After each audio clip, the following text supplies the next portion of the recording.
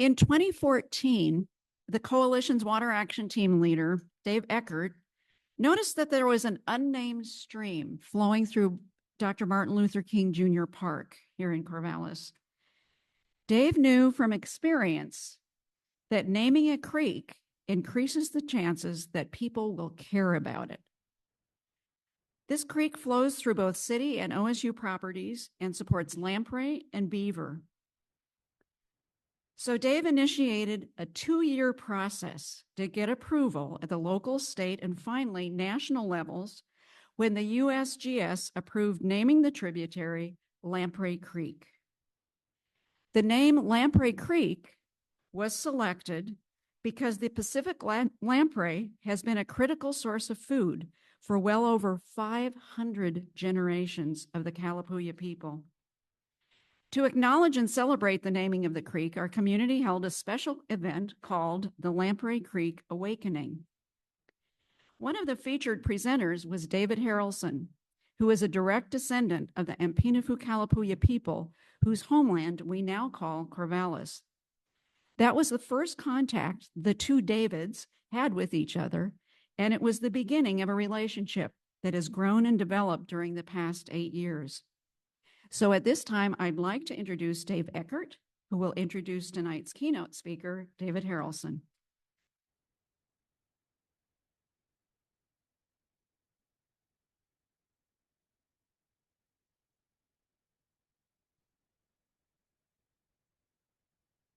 Well, aren't we beautiful?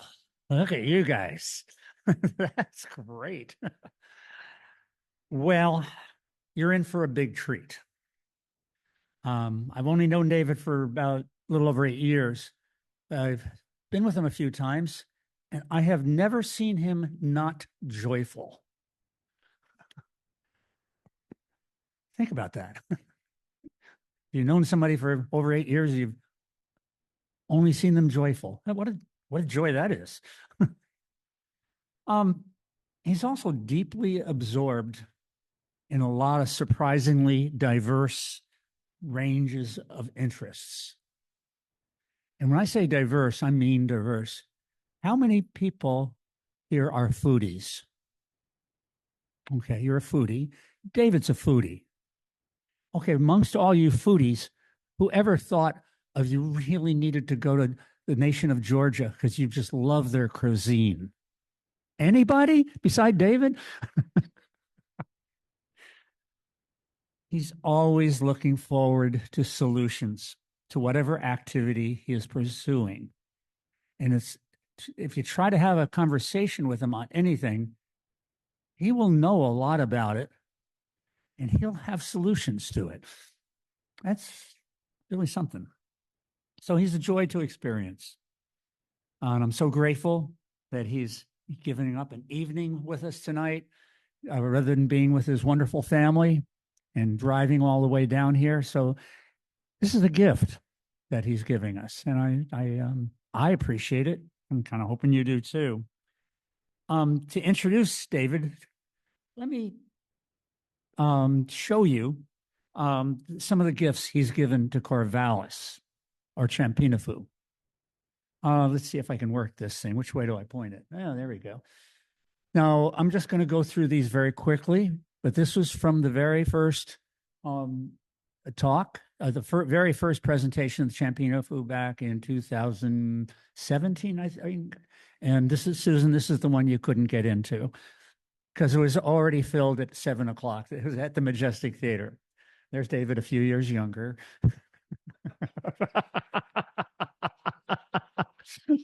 So I'm going to go through these pretty quickly. So please pay attention.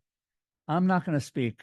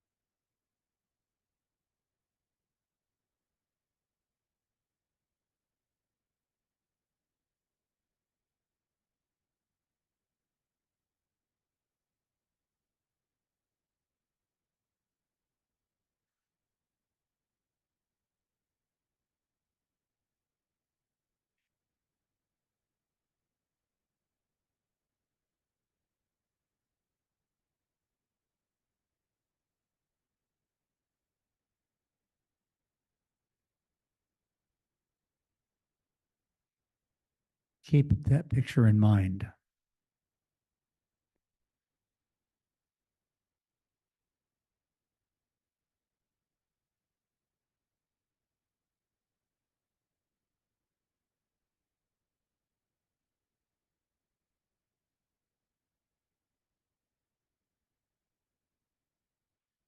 And this is the next one coming up. You are required by law to attend this, and we're going to do first come first seating. No tickets. Just come and be there early. You will love this. Remember, did I tell you that Dave's a foodie? And I'm not going to tell him. If you're a foodie, you're really going to like this. And that's the beginning of this year. We won't tell you the rest yet. So he has given us a lot. Let's give him something. I introduce you to David Harrelson.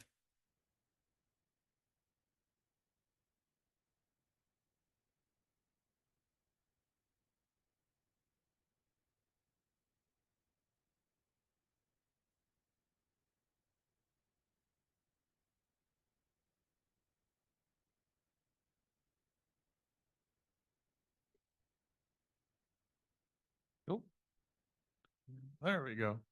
Hello, everyone. That was really exciting to look through all those, and there's such an enthusiasm in the city of Corvallis for these talks that I'm just so grateful to have an audience that cares and is interested, and it's made us get more and more creative each year to come up with talks. And now there's mid-year talks, and I had to figure out what to talk about.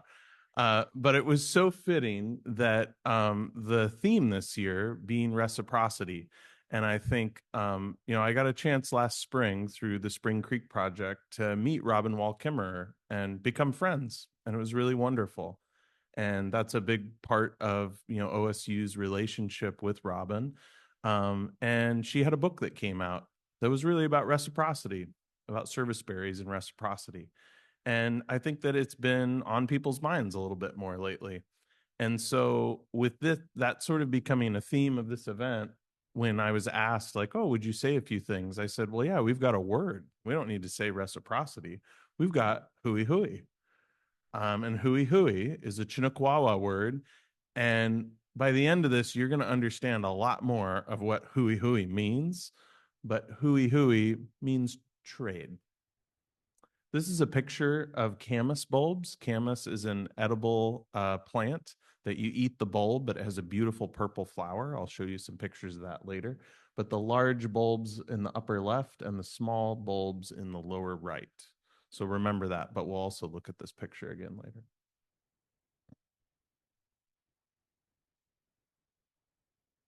So thank you to our hosts for putting on this event and all you generous individuals. This is a picture, the first picture ever drawn, by settlers, of a Kalapuya man. And this is a Kalapuya man. That's me. So we're still here. There were a lot of books that said the last of the Kalapuya, but I assure you there might even be more than one Kalapuya in this room tonight. As a Kalapuya person, the Kalapuya are the indigenous people of the Willamette Valley.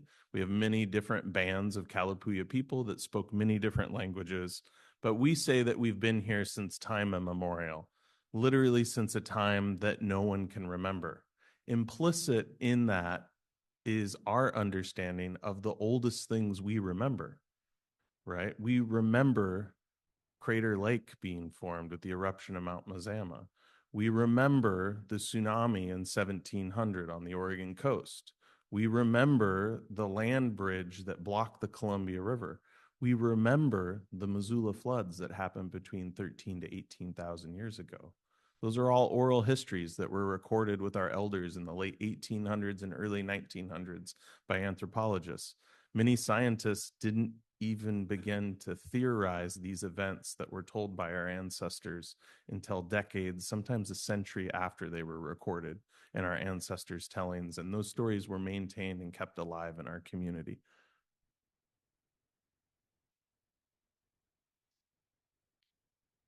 more than 7 generations. So if you've heard tribal people talk, and it's a really important narrative because I think it draws people out of this idea that we just make decisions for now. And that's where a lot of the American public is. Because you're here, you're probably a little bit beyond that. So we're going to graduate to more than 7 generations. And what I mean by more than 7 generations is that to trade well, one must consider the past, the present, and the future, not just the future of 7 generations. The concept of planning and making decisions for 7 generations is recognized broadly among tribal people around the United States and beyond. It's been popularized and adopted by those interested in sustainability. While this phrase, planning for 7 generations, is the most repeated takeaway, what often gets missed is the implicit understanding that to plan for 7 generations, you do so with a commitment to a place and one's ancestors for the future, for your descendants. We inherit the knowing, wisdom, and knowledge of our ancestors, as well as the knowledge that is held in a place itself. We're obligated to honor the gifts that came before by not doing, and if you don't do that, you're going to bring offense to the world, and it will become less of itself as a consequence. So people have and continue to have new inputs and new desired outcomes. And our role today in the now is to have to form and make a decision for 7 generations in the future, but also in honor of everything that came before and the teachings of things that worked right. And all of those skills require us to have strong observation skills, reflection, communication, collaboration, and work together. It's not just about the future. You have to remember the past in the context of how you're making those decisions. And ultimately, if it doesn't work for you right now, it doesn't work. It's got to work at all 3 scales: past, present, future. This is the Kalapuya man on the left. Another Kalapuya man, Joseph Shingretta, who's my ancestor from 7 generations ago, who signed the Willamette Valley Treaty of 1855. Maybe he was thinking about me when he signed that treaty. Pretty cool that we even have a picture of him, right? This is like 1880s photography, 1890s photography. And then myself. And then there's the future generations. Who's next? I have a 5-year-old and a 4-year-old. Like, I can imagine that world now, right? How much has that changed? When I first started talking at Chipinafu lectures, I didn't have children. I had a completely different way of thinking about the world. Now I'm sleepless and generally have a hard time remembering things, so that might have something to do with it. But, you know, sleep deprivation was a really important part of vision questing too. So,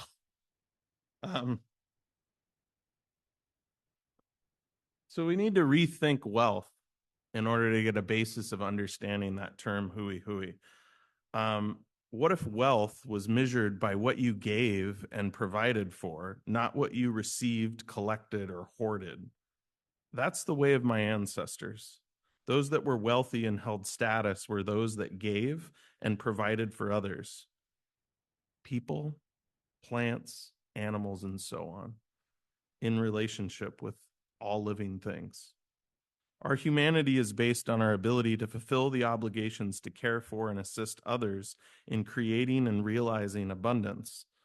More camas for more people and the land, more salmon for us and the rivers, more, etc., etc. This requires a radical rethinking on our part today. It requires changing the focus away from the self. Self as individuals, self as a representative of humanity, generally speaking. Even if we can get over ourselves, we generally think humans are better than everything else. So we're not the main character in this story, nor are humans. We're just another part of it, all with a special ability to produce abundance for others, people, plants, and animals. And that might be the one very thing that humans is so special about humans, is that we actually have this great capacity and therefore an obligation to produce abundance and well-being for ourselves, for other people, other things, other plants. And that is really important. So everything's in a relationship. We have to consider it all, even the rocks.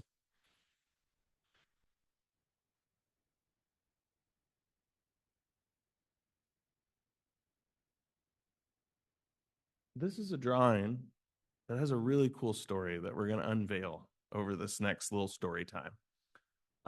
It is a face that,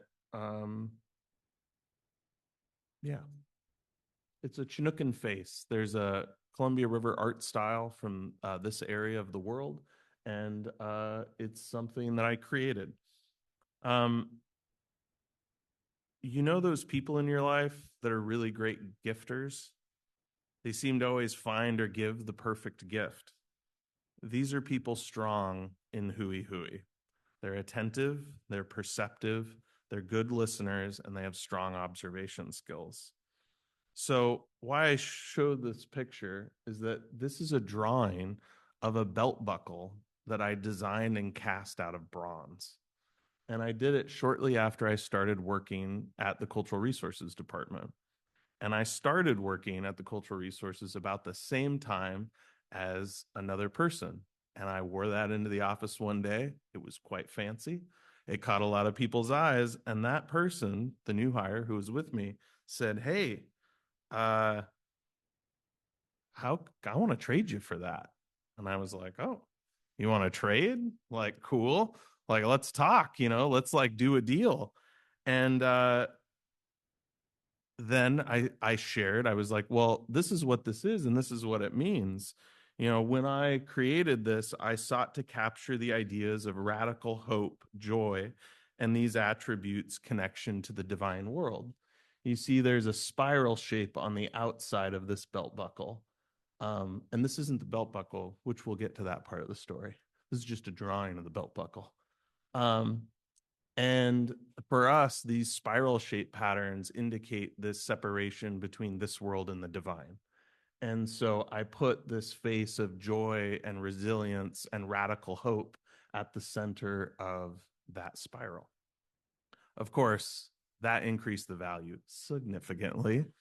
I felt I was in a real negotiation space.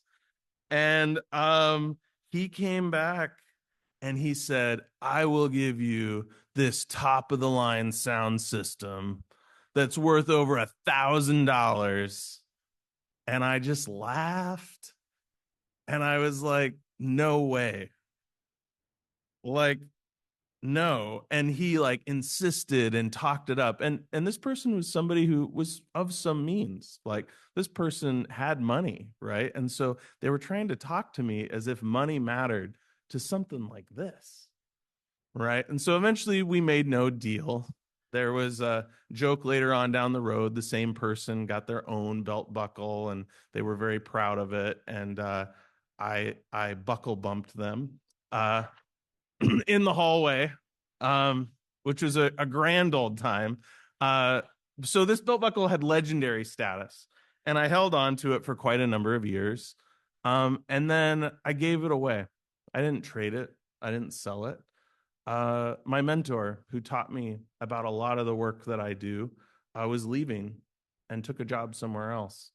And I said, "You need to have this." So that's where the belt buckle went. So, I missed it. I missed it quite a lot.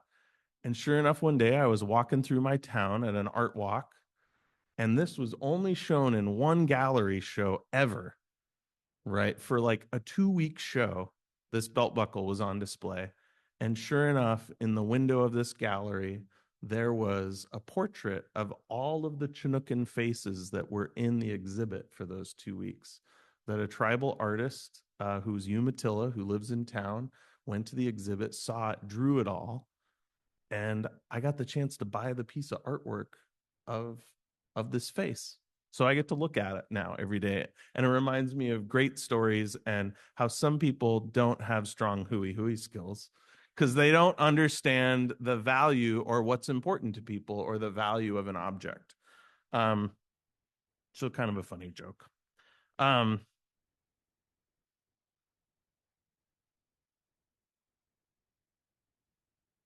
So Camus, I think a lot of you are the same repeat offenders that come to these talks. So you've heard me talk about Camas, so I won't go as far into depth. But when we talk about trade and exchange, Camas is this really beautiful example of the relationship between people and a plant and how that can produce abundance over time, and the idea of reciprocity and giving. And so often we think of that between people because we don't give life and livelihood and being to plants. But that's what our ancestors and what our people today do for camas. You see, a camas patch, if it's abundant, it reflects your obligations, your social norms, to care for something that your ancestors cared for. And that by harvesting camas, you're actually communing with the plant descendants of your ancestors. And so you're actually fulfilling this social cultural obligation.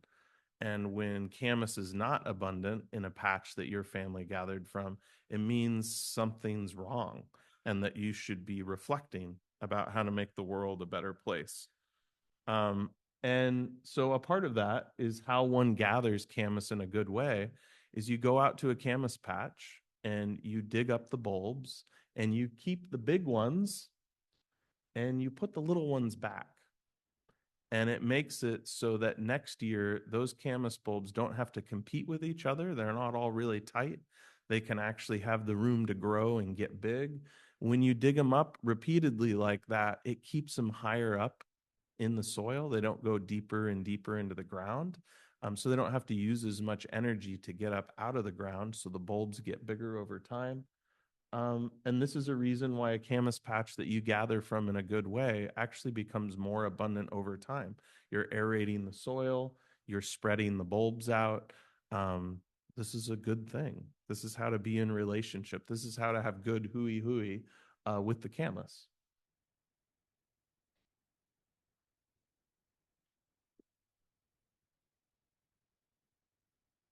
This is a salmon mural that's in the city of Portland at the Portland building. It's on the second floor. It's in a public space. It's free to go see. It's done by two tribal artists, Toma Villa from Yakima and Sherrod Yonker, who's an OSU alum from the Coquille tribe. And it's one of my favorite pieces of art right now. And I'm showing it to you because one aspect of thinking about trade is sometimes to be abundant, it's abundance of mind and abundance of spirit. And salmon really represent this. Sometimes the gifts we have to offer in return seem small in comparison to the offers of the gifts that are provided. And in our traditional stories, salmon is one of the first people to step forward when Coyote calls for all the different animals and plants to offer them something of themselves up for people. And salmon and deer both offer themselves, their flesh, their whole entity, their whole being to provide for the people. And in return, people accept the obligations to care for those animals, those species, and do certain things. For us, it's putting the salmon bones back in the river. It's honoring the first fish that comes in on a salmon run.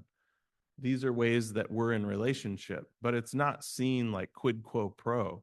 We're never going to be able to give back as generously to salmon as what salmon can give to us, but we still fulfill our obligations and we still do what we can in return.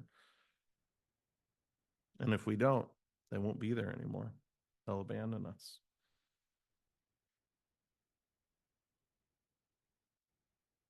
We've talked a lot about Chimpinafu, and I didn't actually quite realize we were going to go through all of that. So I'm going to summarize a little bit more than what I was going to.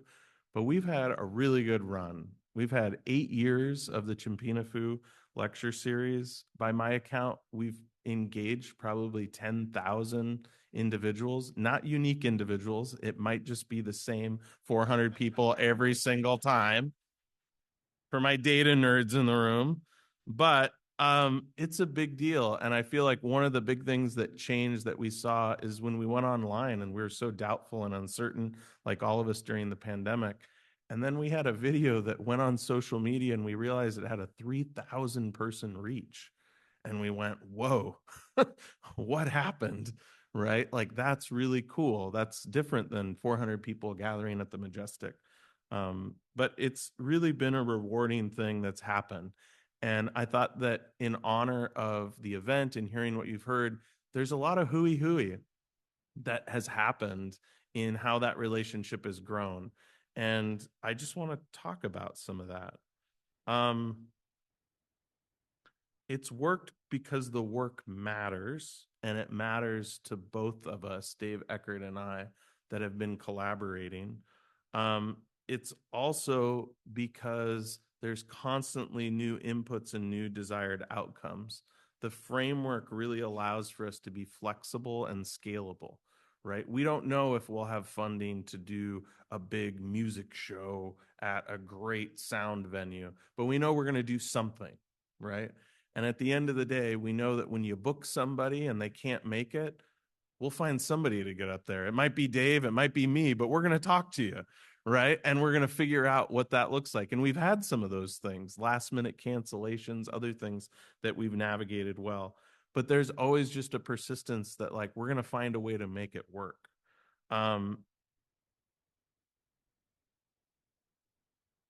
The other thing that I think is interesting to mention, and I can read it in the room, and a lot of you are familiar with it, I actually get pressure inside of my tribe, but also from other places that are like, hey, you guys keep doing that thing down in Corvallis. Why don't you do it here? And why don't you do it there? And why don't you do it here and there?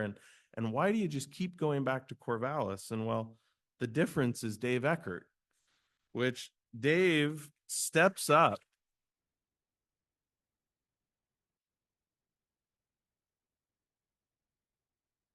So we've kind of assessed like what each other's strengths are and what we have and what we can give, right? And Dave has just stepped up in a way that like I can't invest the amount of time and relationship management with all of the connections in Corvallis because I'm also having connections in Portland and Ashland and Eugene and everywhere in between because that's where the tribe's interest areas are. But what Dave does is he mobilizes resources in place, he connects interested parties, and he liaisons with me, and we're able to bounce ideas off of each other. The other part is that if I named all these talks, they would be super technical and lame. But Dave is like a promoter, right? Like he knows, he's like, oh yeah, this is good language. And we have this great, we riff together. And it's just really rewarding. And this is this idea that, you know, that should be hooey, that should be good trade, right? I think that we both feel filled up and it's enjoyable to work with one another. And so it just keeps on kind of generating itself. And when I think about hooey, it's Chimpinafu represents that. We're back to the slide. Hooey, Camus. And I think you probably have a little bit better understanding of what I mean by hooey. I don't mean quid quo pro. I don't mean trading. I don't mean leverage, forcing somebody to do. I got leverage over somebody. I'm talking about willful consent, you know, enjoyable, like partnering, thinking, collaborating. So hooey, to trade, be in relationship with yourself, others, your ancestors, your descendants, the land with an intent of honoring and producing abundance. That's what hooey is. So my question to all of you is, what does hooey look like for you? What does it look like for an organization you work with? Thank you.